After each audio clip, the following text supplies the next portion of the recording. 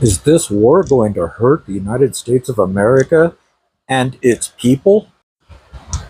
And is the eastern port closing down going to be a problem for the people and the United States of America?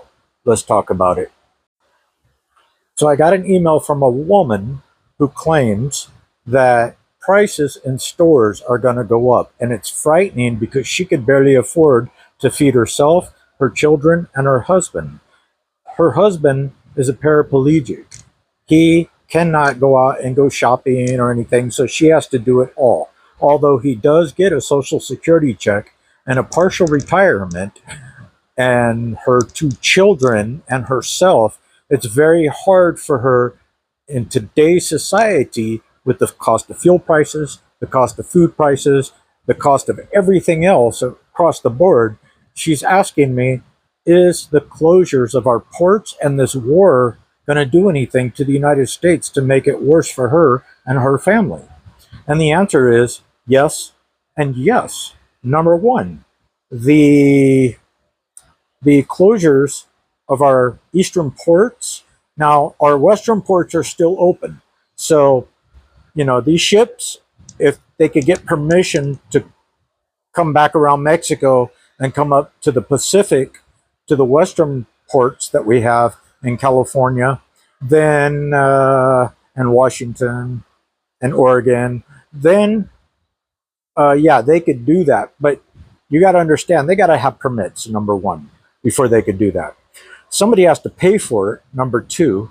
Somebody has to pay for the gas, the fuel, the diesel fuel that those big ships take to travel all that many miles. And that's a couple thousand miles when you got to go around Mexico because there's no other way to get here.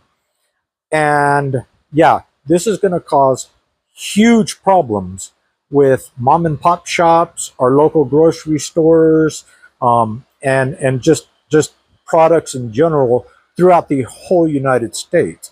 So it's not going to be an easy fix. Now, I'm not saying that these people in the ports are going to be on strike forever. I mean, hopefully it ends within a week. If it can end within a week, maybe two, then the United States should be okay. We should start getting our product and prices will stay low. But if it goes any further than 2 weeks, beyond that, then you're going to see prices jump up. You thought food was expensive now, and clothes and shoes and TVs? We'll wait until these ports don't open up for a month or 2 months. Then you're going to see prices jump sky high. And that's going to be a problem for everyone in the United States and around the world. Now, as far as the war goes, yes, that's bad for the United States because we are actually starting today drug into that war. We've got tens of thousands of troops over there, and I've heard some are actually dying. So this ain't a good thing for the United States, you, me, or anybody else. Um, the Biden administration said that we were not going to do this, but instead they went ahead and did it. Plus the Ukraine war. So we're paying for two wars already. And now we got to worry about China going to war with the neighbor. And if all these wars are going on, the only people to pay for it from the United States is you and I. Now, we got a huge problem here in the United States already because people are already losing jobs, coming out of college, jobless, having a hard time finding full-time work out of college, or just getting fired from their job and then having a hard time finding jobs because they were just fired from their job and there's no other jobs that pay what they were making. We got a huge problem here in the United States of America. And there is no way to fix this problem as long as our government continues to do what they do, spending taxpayers' money overseas, supporting wars that we really shouldn't be involved in. But we are involved. Israel didn't want to back off. They didn't want to stop the bombings. They don't want to go into peace talks. A good, strong government in the United States government could have solved this problem 2 years ago. They could have solved the problem immediately. A good, strong government. Our government is not good and it's not strong.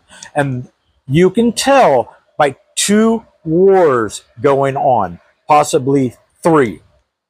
Okay?